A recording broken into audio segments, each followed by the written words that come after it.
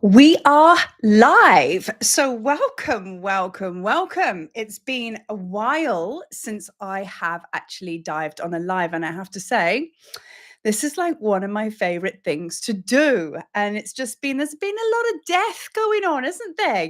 It's like it's too busy to actually be doing lives when we're all dying.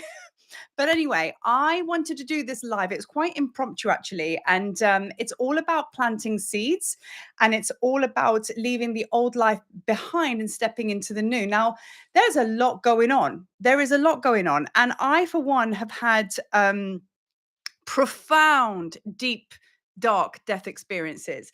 And this video is going to be very much, or this live is very much encompassing the energy of Pluto that's gone direct and what that means for us and how we kind of like navigate in a more physical way on how we make tentative steps to leave the old to the new. Now, I do want to say this is a process. Like anything, when we go through these big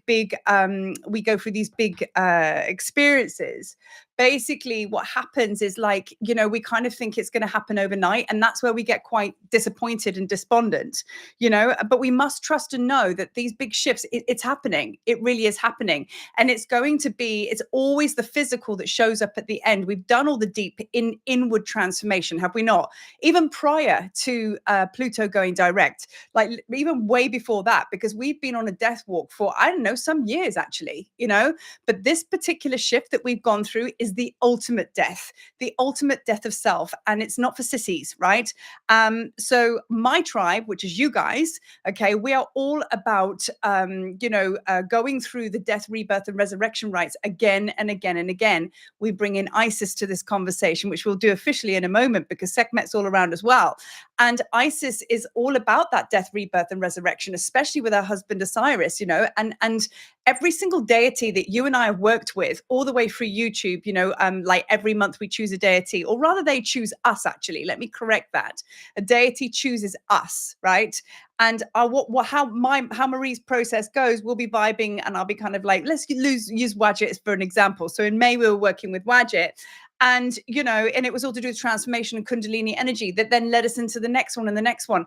And it was through divine inspiration, intuition, and channel that I kind of get told 2/3 into the month where we're going to next. Now, next month, and this isn't just convenience, next month is going to be Toth month, because he was the one that showed up like the last couple of days and has been poking me. And that lines up with November, because I've said November is a very much an embodiment month. So that's how close we are to really feeling the changes in our lives out there. Because like I say, Pluto came in and took us into this very, very deep inward walk. I mean, specifically May was when it all really kicked off.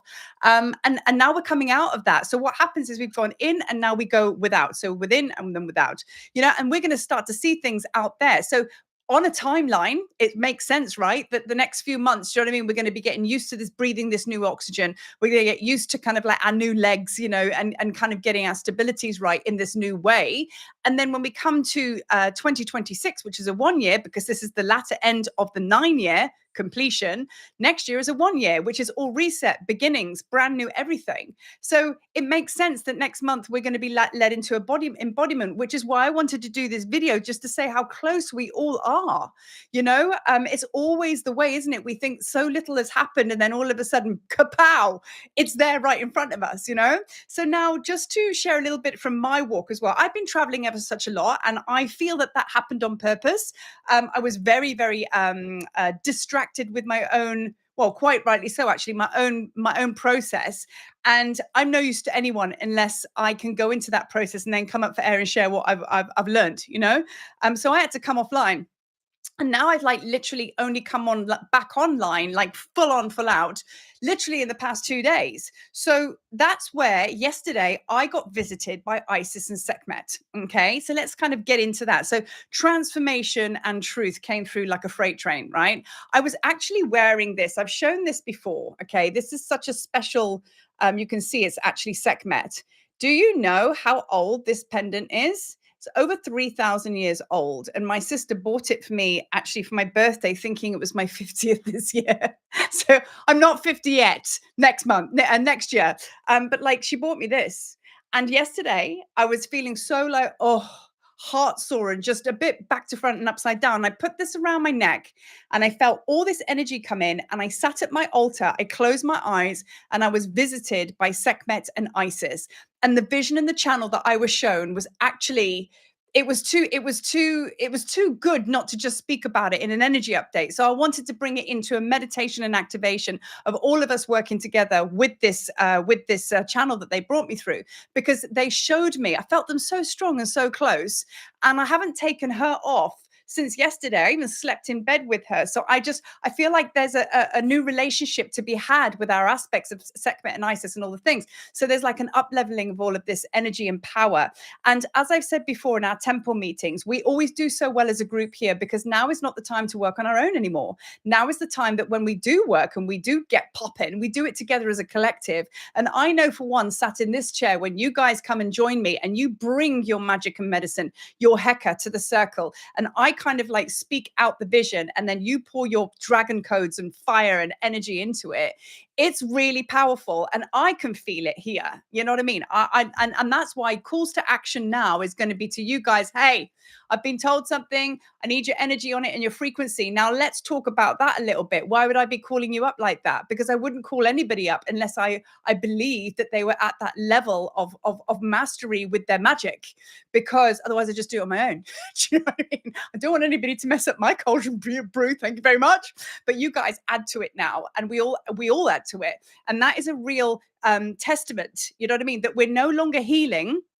We're now in this place where we're really embodying our sovereignty. So I'm going to be calling you up more and more and more to come and work with me, not for it to be the Marie show. Come and work with me. So take a pause, as I always do, because I always forget about the messages. So I just want to say hi, guys, and I'm so happy Michelle and Lee's here. And yeah, I mean, I know you as in a light, but I never know what your real names are. I'm sure that's not a birth name, but anyway, if it is, it's very cool. Yeah, hi guys. So thank you for hearing the call, and thank you for being here, right? So now I'm just going to chuck a little bit of a Heka tutorial into this as well, because I have been working deeply with Heka for quite some time. But if we go deeper into that, that's actually the ancient alchemical formula of creation. Intention plus action equals creation. I'm going to say that again. Intention plus action, what are you going to do about it, equals creation. It really is that simple. Your whole life has been a Heka code, because now intention is the god of perception in Egypt. That first part of that formula is seer. He's the god of perception. If you can't see it and you can't visualize it in its highest timeline, then you can't manifest it, right? So it's really important that we do use the ego mind to give us these powerful visions and play with it, because that's when the creative forces come online. So seer is the god of perception, right? So it brings the idea into visual. So that's like, in a way, it's like energy, it's the unseen, but now it's becoming seen, right? Then we go into the second stage of how we create our realities. We go into the second stage of action now. So Hugh, or who, and if you chant his name, who, like that, oh, gives me a tingle. It's got a very, very powerful vibration. And Hugh, or who, breathes life into everything. He speaks the idea into being, because in the beginning, there was the word, it was Hugh. And then in the beginning, he basically, he breathed his life force into that, which became physical. Human, divine, physical, where the divine meets the physical vessel, right? And then once those two come together, okay, the idea and the physical, and they've come into land like that, then if it's not activated, it's going to just sit still. So we got to call in Heka. Heka is the god of magic and medicine.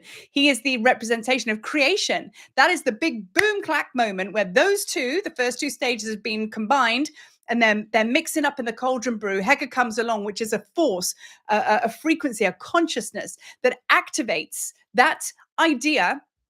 And the action that you took to bring the idea from a thought into a thing, Heka goes kaboom, there you go, and it comes alive. Now think about it. When a man and a woman, they combine their love, they create from that love a child. That's where the 3-stage formula comes from. It's divine feminine, divine masculine, and the result of that then being in perfect balance creation.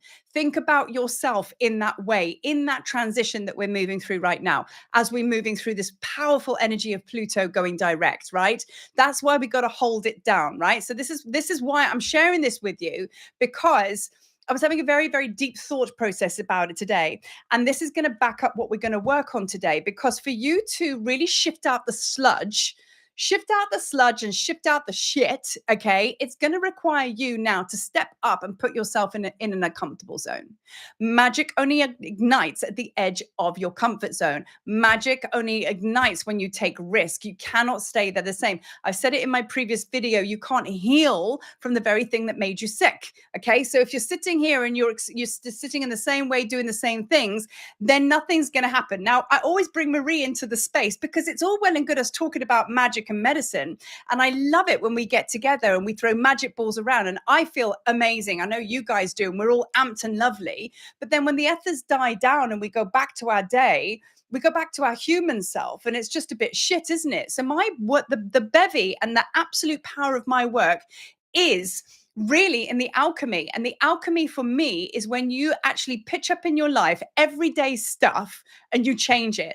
That's where the true alchemy really happens. So for example, like outside of a ceremony, if you go to an ayahuasca ceremony or something like that, it's the ayahuasca ceremony is going to be amazing. Done many of them. Do you know what I mean? And they are amazing.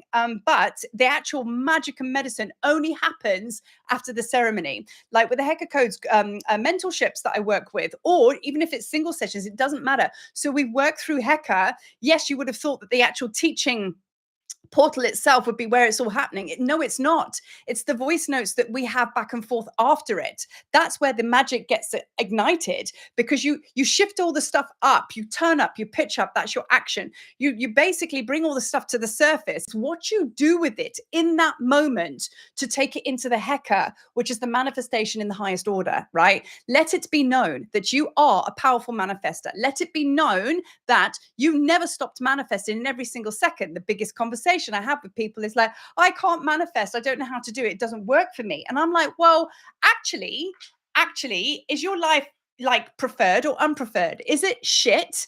Or is it great? So at the end of the day, you're manifesting, but are you being conscious about it or unconscious? And obviously, a lot of our lives is unpreferred because there's not enough money, there's not enough abundance, and there's not enough this, and you know what I mean? So basically, we're looking at that, and it's like the question is, okay, you're working with Heka in every second of the day, right? Where is it going wrong for you? The idea is great. You wake up in the morning and you're like, oh, I hope today's going to be wonderful. I want this to happen. I want to get a job. I want to move house, whatever. Ideas are easy, right? Infinite possibilities because it's comfortable.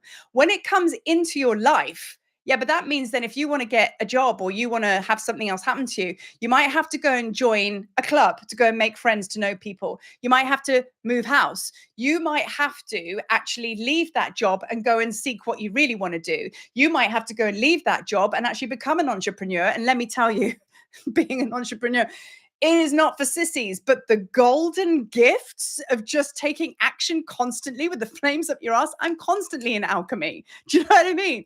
And I'm not saying I'm in my happy place yet, but what I'm saying is I take action every single day. And I'm going to give my life to you as an example. So beyond this call, what can we do today or tomorrow, right? So it doesn't really matter that it's very, very job specific, meaning that you want to create all this change in your life. It doesn't have to be like, for example, you want to go and I don't know, study yoga in an ashram in India. It doesn't mean that you have to take action in your life to go and towards that thing. It just means that you need to change from where you were.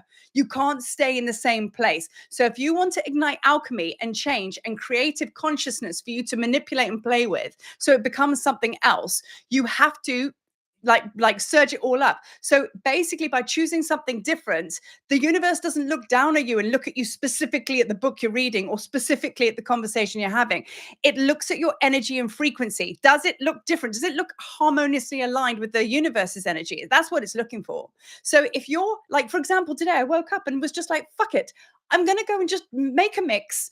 Michelle, you're going to be very happy. I got a DJ mix coming. Woo! It's called Awakening in Osiris. And I really popped off with it today. But, I had a whole heap of stuff that I had to do. Lots of writing, lots of creating. But I was like, I've been working like an absolute mofo and it's not making Maria happy bunny. So I got up Excuse me. And I went and I basically did a DJ mix this morning. Do you know the day I've had today? I woke up this morning at 9 a.m. banging out Afro House. My neighbors are going to hate me. Don't care. And I basically went for it and I created this DJ mix and I got lost in it. So what my point is the reason I had a good day and I shifted out of the shit because yesterday wasn't so great is because the universe looked down at me and went, oh, she's popping. Her heart's like open. They just felt my joy codes, right? They just felt my happiness and my lightness and my freedom because she's creating. They didn't look whether it was specifically to do with an Egypt tour. They didn't look to do with this specifically a video of YouTube, whatever. They just saw that I was happy. So I went and made a change yesterday from being here 8 hours of the day. I thought, stuff it. I'm not going to do that today. I'm going to go and mix a DJ mix. And it was completely different. So we mustn't overthink it. So my question to you today, right? Bringing in the hacker codes, and we're going to get to Sekhmet and Isis in a minute. Bringing in the hacker codes, what are you going to do different today that is not the same as what you've been doing before? If you indeed do have a vision, an intention, an idea, okay, what are you going to do to take the action phase on it? Because it's not going to just come to you. It is a universal law that you have to step into the party. You have to commit. You have to take a risk because that's where the universe meets you. And it is uncomfortable and you'll probably feel like you're going the wrong way, but you can't stay where you are. You can't stay where you are because what's going to happen is if you stay where you are, you've got all these beautiful creations and ideas, massive tick. We know that Pluto has gone direct and we know that we're in the biggest change and transformation ever. It's real. We know it's happening. Massive tick, right? But you're going to stay exactly where you are doing the same and be creating from there. Big cross. No. We're not doing that. You have to plant your seeds in the New Earth timeline. Now, just before I get into this, okay, and I start talking about Sekhmet and Isis and what happened yesterday, like I've always felt this, that I'm always questioning what idea was created where and why. Some things you will commit to in the old Earth timeline, which is kind of now and previous, right? Could be ideas, could be decisions, whatever, right? They are made ahead of time. Some of those decisions, when they come over to the New Earth timeline, will still stay with you and it's still the right thing to do, but it needs to be upgraded. You need to be upgraded to meet it in the New Earth timeline. Other scenarios is things that you have created in the old Earth timeline, right? Is probably not going to be able to or want to breathe in new oxygen in the New Earth timeline. Boring. Do brand new things, right?